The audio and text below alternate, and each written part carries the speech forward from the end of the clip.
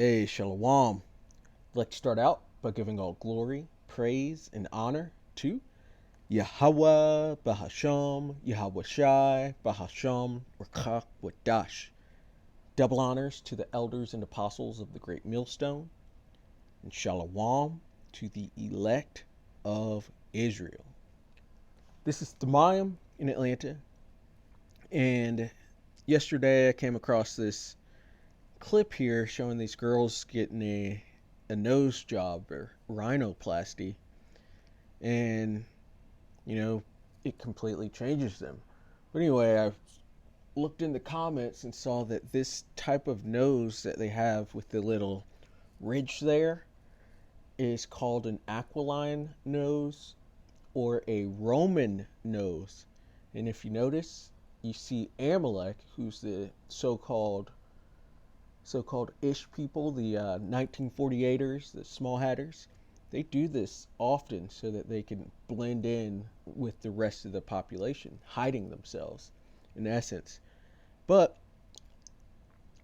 I wanted to get into how that nose in itself identifies them with the eagle, which is an identifier of the Edomites, and it also identifies them with Rome, because it's called a Roman nose. But you see, a lot of Edom, or some of Edom, and a lot of Amalek have these type of noses. They say there's a difference between the Roman nose and the Ish nose, but they're all just big noses, and it identifies, helps to identify them as Edomites. Not saying that just because you have this type of nose, then you are of Edom, but it is one more thing that could be traced back to them.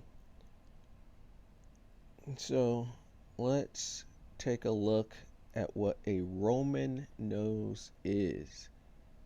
It's called an aquiline nose, going towards an eagle. And so from Wikipedia, an aquiline nose, also called a Roman nose, is a human nose with a prominent bridge, giving it the appearance of being curved or slightly bent. The word aquiline comes from the Latin word aquilinus, an allusion to the curved beak of an eagle.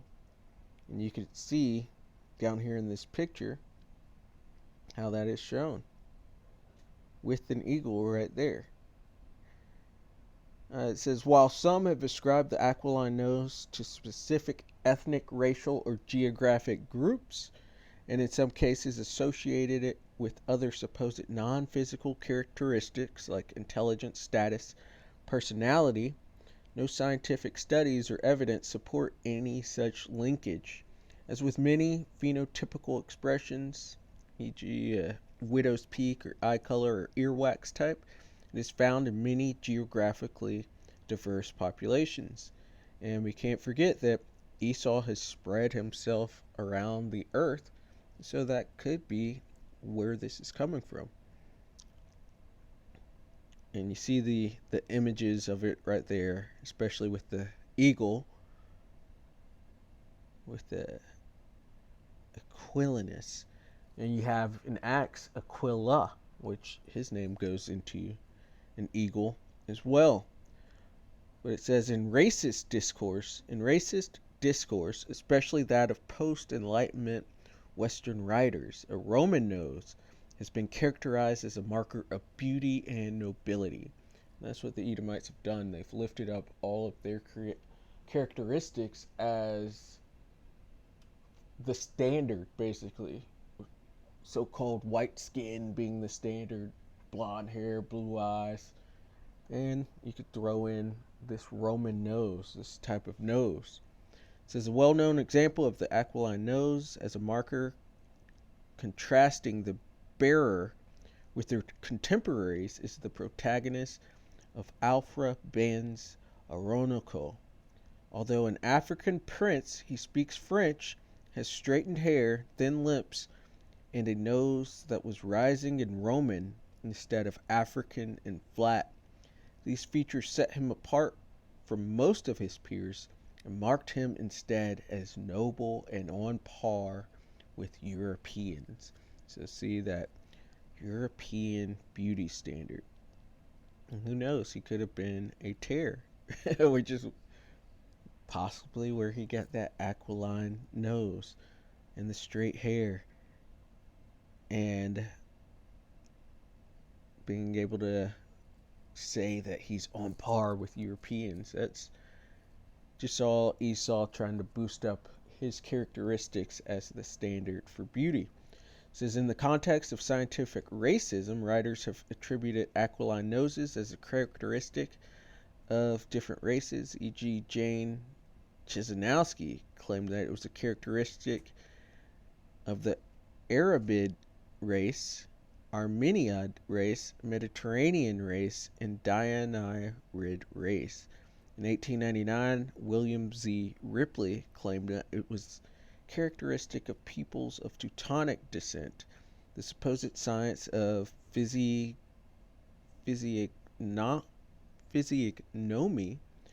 popular during the Victorian era, made the prominent nose a marker of Aryanness.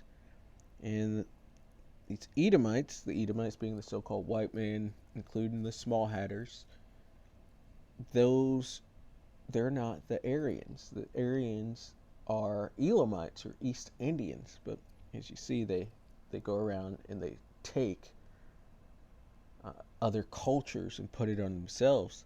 Since the shape of the nose and the cheeks indicated, like the forehead's angle, the subject's social status and level of intelligence. A Roman nose was superior to a snub nose in its suggestion of firmness and power, and heavy jaws revealed a latent sensuality and coarseness. And so Esau's gone around with his pseudosciences trying to uplift himself for a very long time, ever since they came out in the Renaissance, in which for Jake, or Israel, being the Negroes, Latinos, and Native Americans, as well as their scatter, they've always taken our characteristics and claimed it to be inferior. So like, they had cranial science and the way Jake's head is shaped.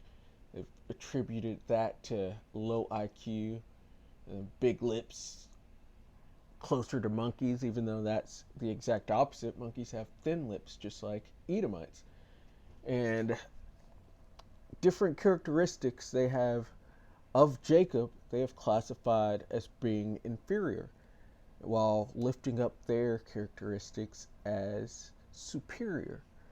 But they are, according to the scriptures, the basest of men. And so that's what we're going to go into. Really, we're going to go into this aquiline nose being a indicator of them being the eagle, and how the eagle, Rome, and the Edomites are all linked, and you could see it through their nose. But here's some more pictures of an aquiline nose. The Roman nose, and that's definitely a Roman nose, and that is definitely an Edomite. Moving on down, you do see pictures of Gad with it, but we're on Esau right now. And if you have this nose, it doesn't mean that you're not an Israelite. But this is something we could use as identification to Esau and Rome and eagles. And in Amalek, so-called the Small Hatters, they try to hide themselves all the time by having that shaved off or having their nose redone. See it right here. Reshaping that Roman nose. And I'd be willing to bet these women are of Amalekite descent.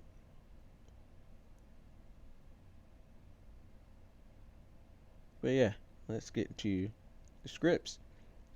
Because aquiline goes into eagle, and the eagle is identified as Esau Edom, these so-called white people, and these Amalekites who are the Small Hatters, the 1948ers. Deuteronomy 28 and 49. The Lord Yahweh shall bring a nation against thee, This is against the Israelites.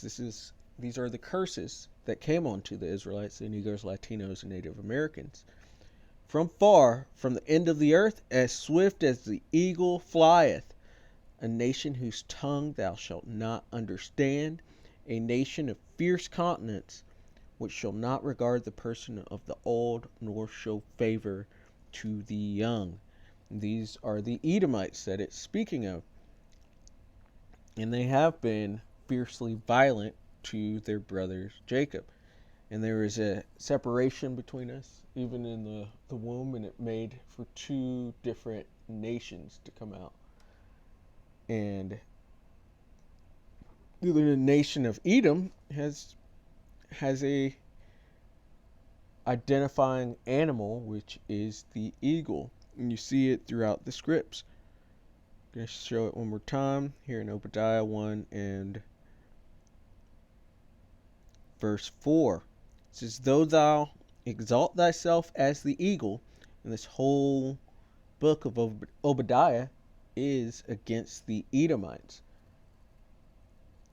And though thou set thy nest among the stars, starting over, though thou exalt thyself as the eagle, and though thou set thy nest among the stars, thence will I bring thee down, saith the Lord Yahweh Ba'ashem Yahushai.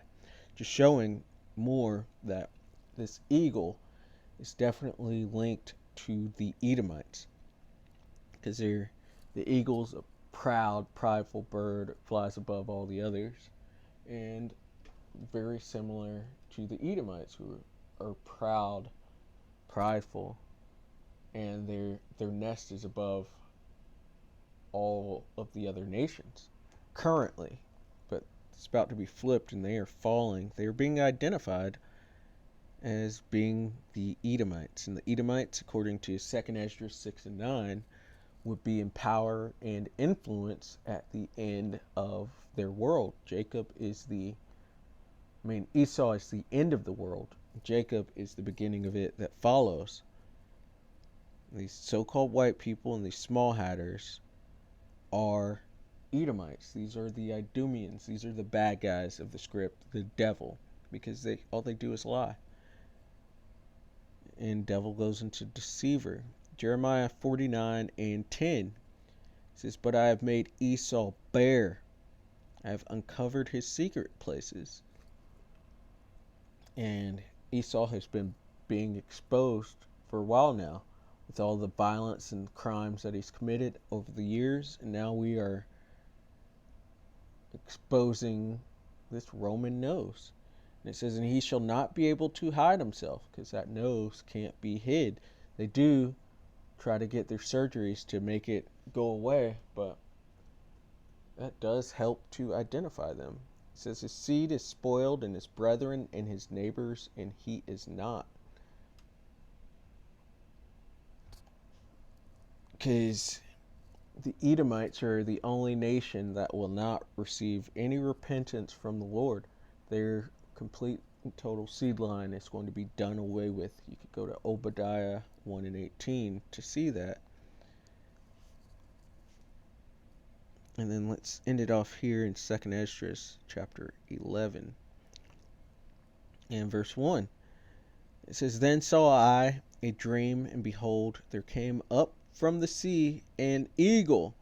This is speaking of the Roman Empire, so showing the link between Rome. There's a link between the Edomites, and a link between the eagle. And then we can pull in that aquiline nose as well, the Roman nose, which Edomites prominently have.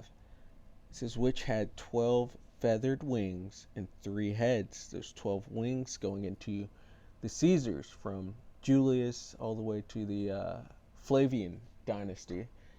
These are the 12 Caesars of Edomite descent. And 3 heads. That's going into the first triumvirate.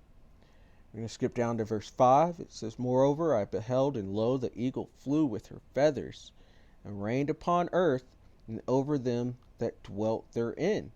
So they're reigning over that sea that they came from. In Revelation 17 and 15, it says the sea is different peoples, nations, and tongues. So it's the people are reigning over it.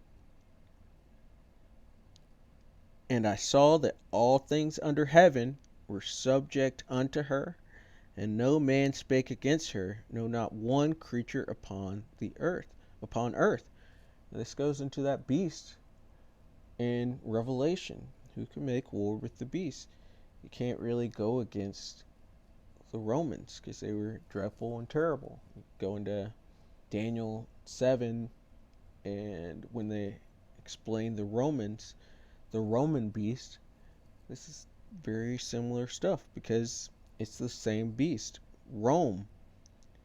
And Rome fell, had that deadly wound, but it was healed and it rose back up into NATO, the EU, with America being that whore that rides the beast. Skipping down to verse 39 in 2nd Esdras 11, because while they were allowed to reign here on the earth, they have an end.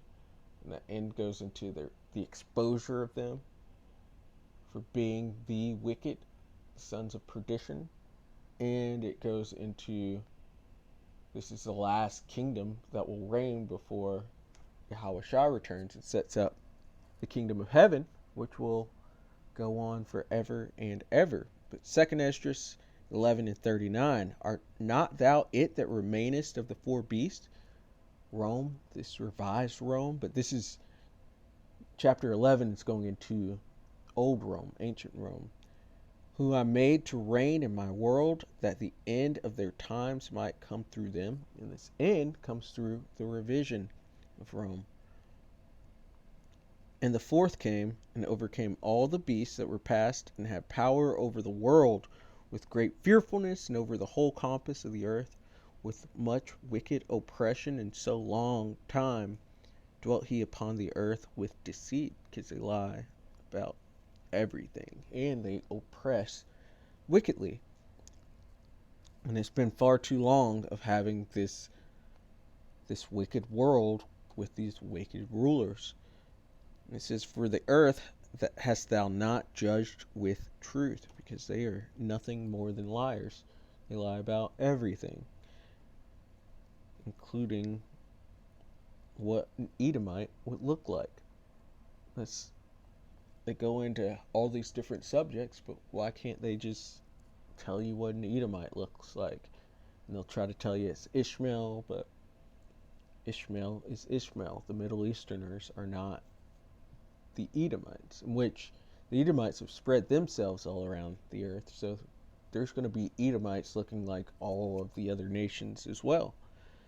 But they have the law, statutes, and commandments, and they can't follow them, so they have not been able to judge the world, the earth in truth.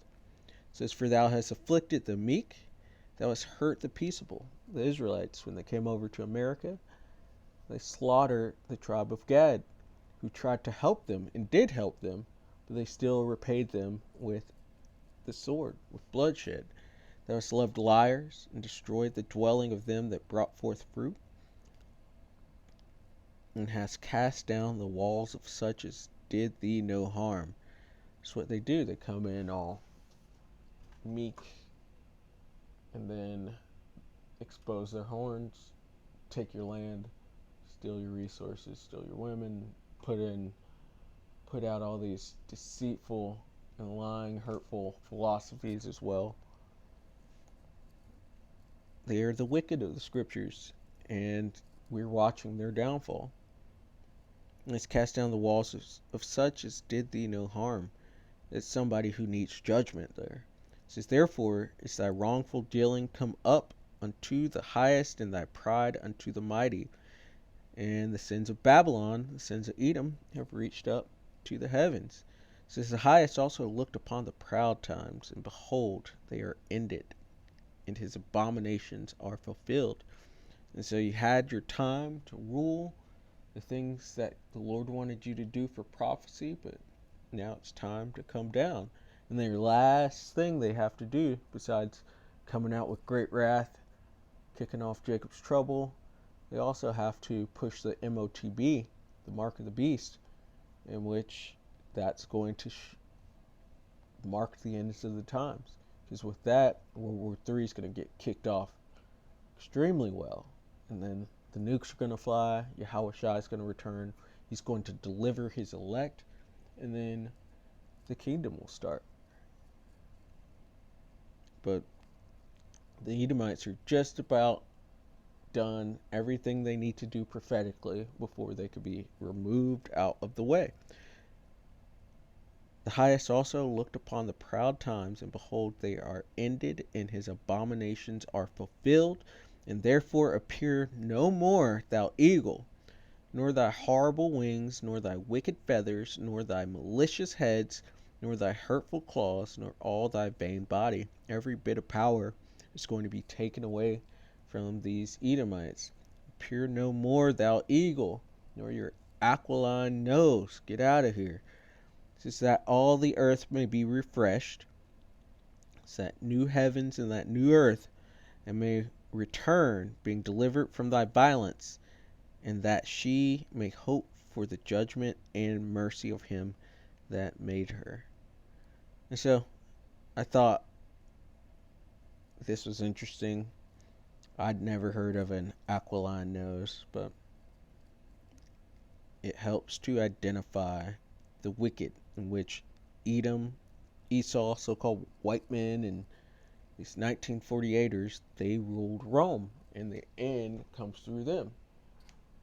And so, Lord willing, that was edifying. I'd like to give all glory, praise, and honor to Yahweh, Bahasham, Yahweh Shai, Bahasham, Rakach, Wadash. Double honors to the elders and apostles of the great millstone. Shalom to the elect of Israel.